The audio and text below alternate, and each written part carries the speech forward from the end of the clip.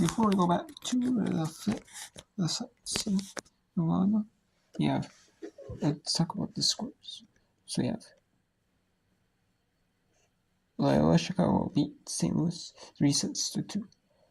Toledo beats Bowling Green. Bowling Green took set 2, but Toledo wins 3-1. Central Michigan sweeps Eastern Michigan 3-6. St. Francis sweeps Mercyhurst. Ohio sweeps Kent State. Albany in the non-conference midweek against Siena. Some schools are doing midweek non-conference against teams in other conferences, and Albany did want to see the strength of that conference against the America East, and they're doing some maybe to break up the conference slate. They're breaking up a little bit, have a change of pace. And that was 3-6 for Albany. Ball State sweeps Mammoth. SAU entered the sweeps, and then it would dominate some, especially at third set 25-8. Middle Tennessee 25-17. In each of the 3 sets, Middle Tennessee win over Tennessee State. Tennessee State 1-17. Cal Poly, UC Santa Barbara at Cal Poly in the Big West. 2-11-5 teams. Probably near the top of the Big West, I would assume at this point. Playing probably for first place in the Big West. Early, first place or tied for top. So, and then we have Cornell Lafayette in soccer. Their score, it's 20 minutes left. Half scoreless and now Cornell at Lafayette. This is a midweek, a Tuesday night non-conference. Especially for the smaller conferences like the Ivy League with only 7 teams. You only play each team one time in conference play. They're breaking things up a little bit by playing more non-conference. And Lafayette agreed to play more with Cornell. Buffalo 14-11 in the 5th set. We have Western Michigan 2018 or Northern Illinois in set 3. Northern Illinois took set 3 or set. Northern Illinois took the first 2 sets. It's pretty on now. Holy Cross Merced set piece. Holy Cross leads 18-15. Valparaiso 17-16 over USC. Valparaiso took first 2 sets. That's Buffalo match point. Akron. Both teams are 1-3 in the MAC. This would be a huge win for them. For either team who could do it. Biggest play of the match, pretty much, or 9th kill. Akron digs it out, but they dump it in. Wells Forlan, and Buffalo wins the 5th set, 15-12, and they win the match 3-2. Forlan there to take care of the overpass dig, leading her to her 23rd kill on the night, hitting just at about 350, doing an excellent job leading all offensive players, but really well-rounded night for both offenses for both teams. They did an excellent job blocking, excellent job spreading the ball around, multiple players in double-digit kills. So really a great match here. Unfortunately for Akron, couldn't come away with the win on their home court. So Buffalo will go up 2 wins in the Mid-American Conference. Akron with just 1. Well, they will meet again in Buffalo as Akron falls now to 8-8 overall and 1-4 in the MAC. The tough thing is they've lost all 3 home matches. Buffalo goes to 5-9 and they're now 2-3. As we talked about, Akron is next over the weekend in Western Michigan, and then Central Michigan next week, and Buffalo goes home for Central and Western. Akron spread it around so well tonight. Bettis 10 kills. So just an unfortunate game. Let me see more kills, but those errors that Buffalo had, that Akron had late, especially in key sets, that really hurt them. And we have Valparaiso lead set 3 right there. Western Michigan, they're 3-1 in Northern Illinois, 2-2. In Western Michigan puts in the net. Wow, on the serve. Wow. And Holy Cross, you can see it's 5-14. They're 0-6 in the Patriot League. What Marist is at the top, or near the top of the Medtronic Athletic Conference at 4-1. In the middle, dug up by Tinsky. Here's Graven, good. That one is in. Off the touch. Very good with kill number 12. 23-22. Coach on the Broncos side said, did we touch it? Did we touch it? And number 20, Bruce said, yes, I did. So good call by the up ref there. Slide in the corner for Prusik. And it's now set points for the Broncos. And so Prusik touched the last block and then does a nice job there making it up with a kill. We talked about how her pattern all night has been slide behind, go cross court. So NIU really needs to identify that both on the block and the middle back defense. Here's Ella Guilfoyle. Set point opportunities for the Broncos to extend this match. Outside, Graving good. From the back row, McCartney. Richmond set it up, and it's a point NIU. That pass a little bit tight, unfortunately, there. Leah Richmond clipped the net as she went up to save the ball. 23-24, though. Again, still a set point for the Broncos. Outside, McCartney. She'll get another swing. Going cross court. We're tied at 24. The Broncos didn't get a chance, so you had the overpass, which gave NIU the chance, and McCartney put it down.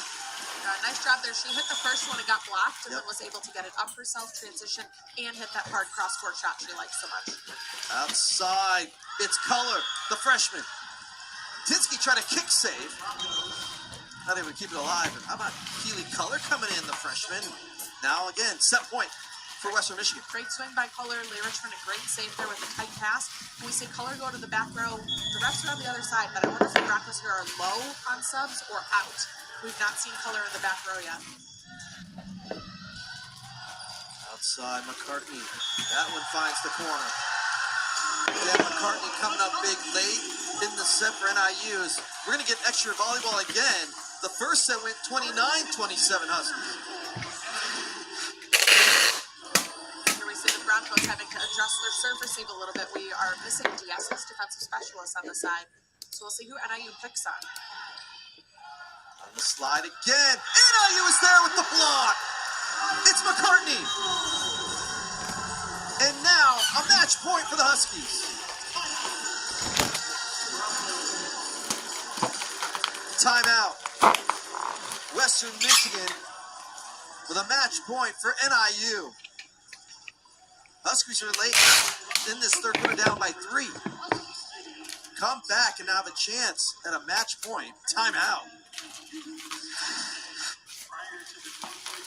Here's that slide shot that they've liked so much, but McCartney has done a really nice job moving over and into that cross-court space.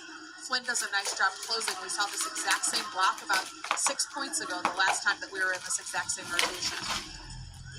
It's a really nice job there by McCartney, but I've been saying all night, she wants to hit cross, but it's counterintuitive to move your block in when you're giving up so much space, but that's where she's hitting. So a really nice job by NIU to identify the tendency and adjust to it. How about Emma McCartney? 15 kills, 15 digs, double-double.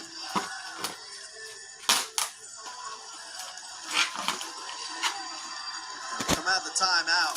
There she is. You know what she's trying to do? She's trying to be our player of the game. We'll talk more about that. Yeah, and I'd say for NIU, both outsides have done a fantastic job. On the Bronco side, all of the middles, Leah Richmond have played fantastic. I mean, what a fun match to get to this point. Match point. Richmond on the slide again. NIU is there. Broncos trying to keep it alive. They do get a chance for NIU. Outside McCartney. It's good. And that's it. NIU remains undefeated at home. We are going to challenge it. Broncos saw ball out. You also might as well use your challenge. You can't take it home with you. So that line ref is there, very close. Coach of the Broncos over here very animated about whether this was out. It was just to our left. There's a good spot. Ooh. It definitely, if it clips the line, it's the back of the line, but all it has to do is touch any part of the line. And we do have to remember, refs typically have different angles than what we're looking at. So while we have these, they might have additional angles, but it needs to be irrefutable in order to turn it over. And they do have a decision for us. It's a point for NIU, and they win. They remain undefeated at home. And Northern Illinois beats Western Michigan.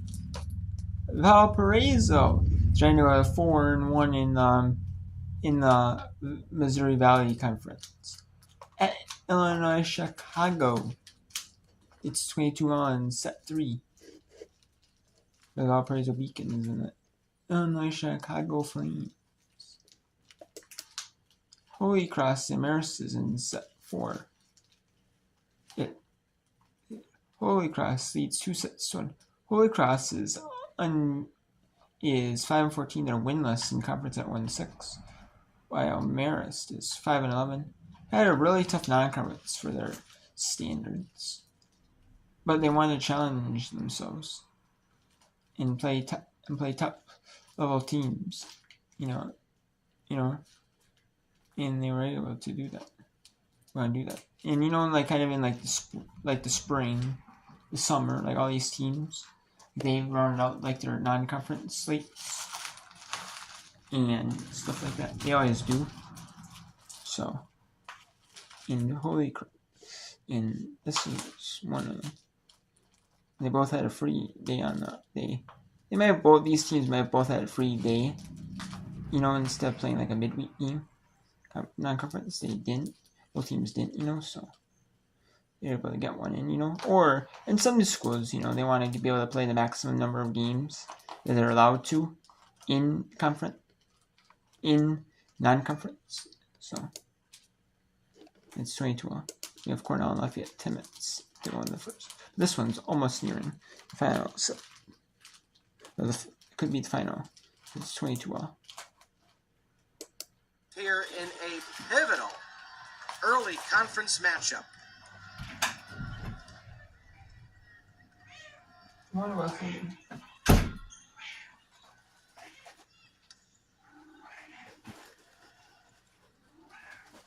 Kelnerova powers through and breaks on to the other side. UIC leads 23-22. And Kelnerova with the double arm flex. Can Harazanova piggyback the success at the service line?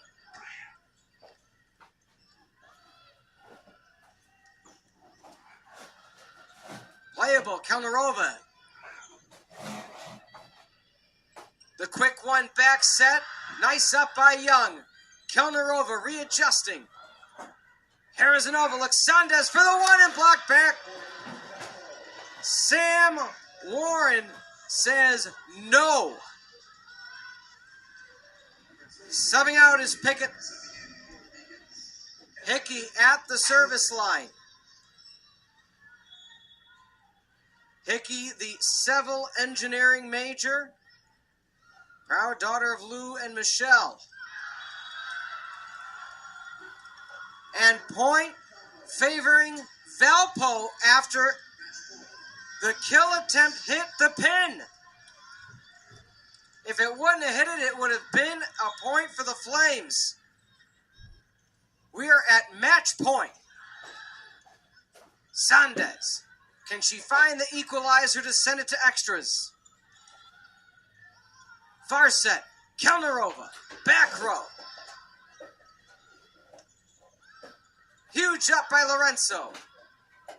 Kelnerova looks back row. Continuing on. The punch. Longest rally of the third set. Beautiful up by Hickey. Brummett. That's going to be it. That's going to be all she wrote.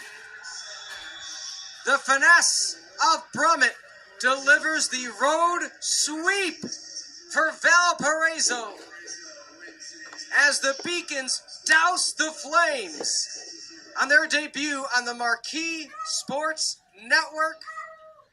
Coach Avery extends her 22 and Valparaiso goes sweeps Illinois Chicago. And it was a simulcast with the Marquee Sports Network.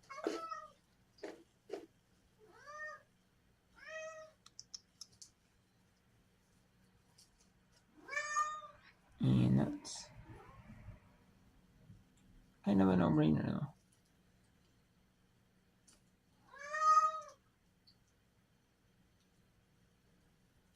I mean, it's kind of a no-brainer to have it on the Marquee Sports Network. Especially, you know, when, like, the Cubs or, like, they have the pro sports teams in there, not playing on there. You know, because, like, the Chicago Sports Network has, like, the Bulls, the Blackhawks in the winter, and then they have, the Bulls, Blackhawks, and White Sox.